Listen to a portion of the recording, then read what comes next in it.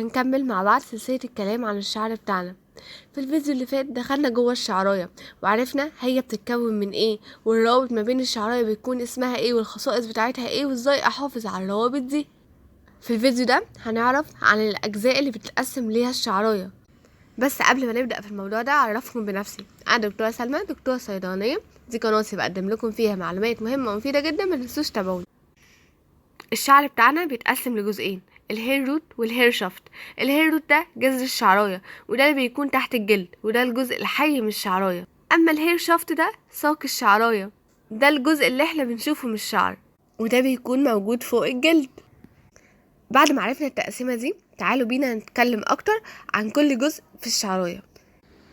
اول جزء هنتكلم عنه هو الهير روت، جذر الشعرايه. ده الجزء من الشعرايه اللي بيكون موجود تحت الجلد، وده اللي بيخلي اصلا الشعرايه ماسكه في الفروه بتاعتنا.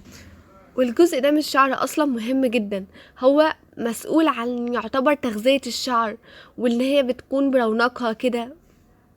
يعني مثلا اي فيتامينات انا باخدها او اي حاجات اخدها تغذي الشعرايه، بتوصل للشعرايه ازاي؟ عن طريق جذر الشعرايه، زي جذر النباتات كده، اللي هو بيكون مسؤول اصلا عن تغذية النبات. الهير روت ده بيتقسم لكذا جزء، احنا هنتكلم عن 4 اجزاء، هما دول المهمين، وفي اجزاء تانية هسيب لكم اللينك تعرفوا تفاصيل اكتر عنها لو انتوا حابين. اول حاجة الهير فوليكل، اللي هي بصيلة الشعر. في ناس بتعتبر ان ده جزء من جذر الشعراية، وفي ناس بتعتبر ان ده بيكون جزء لوحده اصلا بيدعم الشعر وبيخليه يمسك في الفروة. كل انسان بيكون مولود بعدد معين من بصيلات الشعر، والعدد ده مش بيزيد، يعني مفيش منتج هيجي يزود لك بصيلات الشعر. يعني انت لو مولود شعرك خفيف عشان بصيلات الشعر بتاعتك قليلة، خلاص انت شعرك طبيعته كده. ولو مولود شعرك تقيل عشان انت بصيلات شعرك كتيرة، فطبيعي انت شعرك هتبقى طبيعته كده. المنتجات اللي احنا بنستخدمها دي بتساعد البصيلات الموجودة ان هي تطلع شعر، فالشعر بتاعك يرجع للطبيعة اللي انت مولود بيها، عشان بس محدش يقعد يضحك عليكم. طب في سؤال، هل بصيلة الشعر بتطلع شعراية واحدة ولا ممكن تطلع اكتر من شعراية؟ بصيلة الشعر ممكن تطلع اكتر من شعراية. طيب ده كلام جميل. تاني جزء هنعرفه في الهير روت هو السبيشال جلاند، الغدة الدهنية. الغدة الدهنية دي بتطلع مادة اسمها سيبم. المادة دي مادة دهنية، وظيفتها ان هي ترطب الشعراية وكمان تمنع وجود البكتيريا. فبالتالي انا محتاجة الغدة دي تكون مفتوحة دايما، ما تتكتمش باي حاجة، عشان لو اتكتمت ممكن تعمل قشرة، وكمان هتزود نمو البكتيريا. وعلى حسب كمية الافرازات اللي بتطلع من الغدة الدهنية انا بحدد نوع الشعر بتاعي، هل هي مثلا فروة دهنية ولا فروة جافة ولا فروة عادية. تالت جزء هنتكلم عنه هو الكابيلاري، الشعيرات الدموية. الشعيرات الدموية دي موجودة فين يا ترى؟ موجودة في حاجة اسمها هير بابيلا، اللي هي حليمة الشعر. يا ترى الشعيرات الدموية دي وظيفتها ايه؟ الشعيرات الدموية دي وظيفتها ان هي توصل الدم والمغذيات للشعراية، وكمان هي بتظبط دورة نمو الشعراية. فبالتالي لو حد عنده مشكلة في توصيل الدم، او عنده انيميا، او عنده نقص في المغذيات، او نقص حديد، او نقص فيتامينات، او نقص زنك، او نقص فيتامين د، فساعتها هيحصل ايه؟ المغذيات مش هتوصل للشعراية، يعني الشعراية موجودة كده من غير ما حاجة تغذيها، فطبيعي هيحصل ايه؟ هيحصل تساقط في الشعر، او هيحصل عجز الشعراية. يعني الشعراية هتفضل موجودة بس مش هتنمو، مش هتطول خالص. وده للناس اللي بتشتكي ان شعرها مهما تحط عليه من منتجات مش بيطول. رابع حاجة هنتكلم عنها هو الهير بالب، والجزء ده اهم وظيفة ليه ان هو بيطلع كيراتين.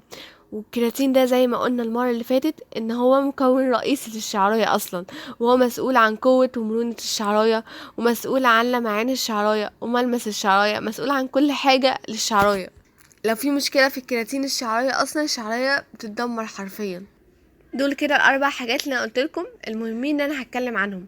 في حاجة افتكرتها تاني، خامس حاجة، الاريكتور باللاي. دي عضلة بتكون موجودة جنب الشعراية، وهي وظيفتها ان هي بتظبط درجة حرارة الجسم عشان يكون متناسب مع الجو اللي بره. يعني مثلا في الشتاء لو الجو برد هي بيحصل لها انقباض، فبالتالي هتخلي الشعراية واقفة، فكده بتحافظ على الحرارة جوه الجسم. اما في فصل الصيف الجو اصلا بره بيكون حر، فالعضلة اصلا بيحصل لها ارتخاء، فبالتالي الشعراية بتكون مرتخية كده. كده خلصنا كلام عن جذر الشعراية. هنتكلم دلوقتي عن ساق الشعراية. بصوا، هو موضوع طويل شوية بس هو ممتع على فكرة، يعني الواحد يعرف كده اجزاء الشعر بتاعه فيعرف هيعتني بيه ازاي بعد كده، فحاجة ممتعة. فخليكم متحمسين بقى نعرف الجزء اللي احنا شايفينه من الشعراية. الشعراية دي بتكون متكون من ايه؟ اللي هو ساق الشعراية.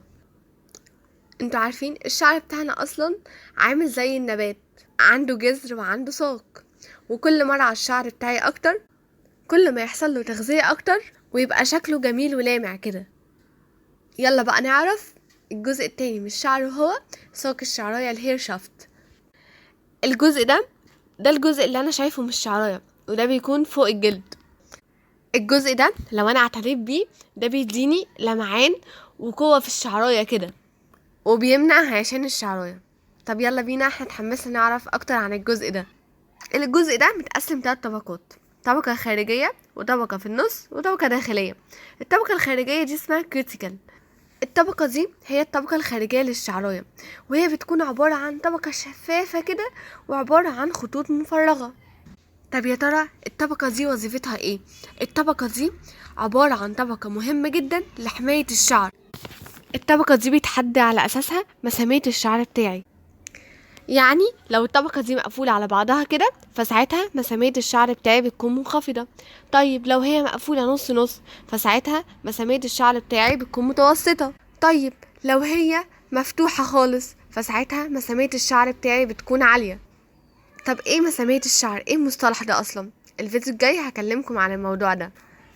فمعنى كده ان طبقة الكيوتيكل دي مهمة جدا، بلاش العب في طبقة الكيوتيكل دي زيادة عن اللزوم، عشان حرفيا انا بدمر الشعرية بتاعتي اول ما بفتحها او بلعب فيها. اصل انا اي تغيير عايزة اعمله في شعري، عايزة اغير لون شعري مثلا، عايزة افرد شعري، فبالتالي لازم افتح الطبقة دي، هي البوابة اللي بدخل منها اي حاجة عشان اغير اي حاجة في شعري. يعني مثلا هعمل صبغة، فبالتالي هضطر افتح الطبقة دي عشان ادخل الصبغة جوه شعري، بعد كده اقفل الطبقة دي تاني. فالفتح والغلق بتاع الطبقة دي بدمرها اصلا، عشان عمرها ما هترجع للطبيعة بتاعتها تاني. اختصار للكلام، الكيوتيكل دي هي البوابة اللي انا بدخل منها اي حاجة عشان اعمل تغيير بيها لشعري. فبالتالي بلاش صبغات، وبلاش سحب لون والاكسجين، وبلاش فرد شعر بالبروتين جيلات وغيره. بلاش بلاش بلاش، كل دي عادات غلط لازم ابطلها في شعري عشان احافظ على شعر صحي. كده عرفنا كل حاجة عن طبقة الكيوتيكل. تاني طبقة اللي هي بتكون في النص وهي طبقة الكورتكس. طبقة الكورتكس دي هي الطبقة المتوسطة من الشعراية، وهي الجزء السميك من الشعراية، وهي اصلا بتتكون من خلايا طولية. الطبقة دي بيكون فيها ايه؟ فيها اول حاجة صبغة الميلانين، ميلانين بيجمنت، ودي بتكون مسؤولة عن لون الشعراية. تاني حاجة فيها 90% من الكيراتين. باختصار طبقة الكورتكس دي هي اصلا مسؤولة عن قوة ومرونة وملمس وشكل الشعراية. فعشان كده بقول لكم اي تغيير في الشعر بتاعي، لون الشعر بتاعي مثلا عايزة اغير فيه، لازم ادخل الصبغة لطبقة الكورتكس عشان تثبت لفترة طويلة، فبالتالي لازم افتح طبقة الكيوتيكل عشان ادخل منها لطبقة الكورتكس. فالموضوع من ده مش صحي. اتمنى تكونوا فهمتوا الموضوع عامل ازاي. تالت طبقة وهي طبقة المضلة، ودي نخاع الشعرة. الطبقة دي جوه خالص، بصراحة هي ملهاش أهمية قوي يعني، بس في ناس بيقولوا الطبقة دي لما بتكون موجودة الشعرية بتبقى سميكة. هو طبيعي بالمنطق كده، عشان هي لما بتبقى موجودة الشعرية بتاعتها هتكون مكونة من 3 طبقات، فبالتالي هتكون سميكة، ولو مش موجودة هتكون مكونة الشعرية بتاعتها من طبقتين، فبالتالي الشعرية هتبقى أقل سماكة يعني. كده احنا عرفنا اجزاء الشعرة: الهير روت اللي هو جذر الشعرة، والهير شافت اللي هو ساق الشعرة. بعد ما عرفنا الكلام ده، فبالتالي لو انا عايزة اغذي الشعر بتاعي، يعني انا عندي تساقط، عندي عجز الشعر مش بيطول، فبالتالي لازم المنتجات توصل لجذر الشعر الهير روت عشان تجيب نتيجة. يعني لازم اشتغل على الشعرية من الجذور بتاعتها. طيب لو في هيشان، في تقصف، في حاجة من الحاجات دي، فساعتها انا هشتغل بمنتجات هتشتغل على ساق الشعرايه، الهير شافت، الجزء الخارجي اللي انا شايفه من الشعرايه. فاتمنى تكونوا فهمتوا الدنيا ماشيه ازاي، وامتى احتاج اشتغل على جذر الشعرايه، امتى احتاج اشتغل على ساق الشعرايه. استنوا الفيديو الجاي هكلمكم عن مسامية الشعر وايه الاهميه لما اعرف مسامية الشعر، يعني خليكم منتظرين. دمتم بخير وبصحه كويسه دايما.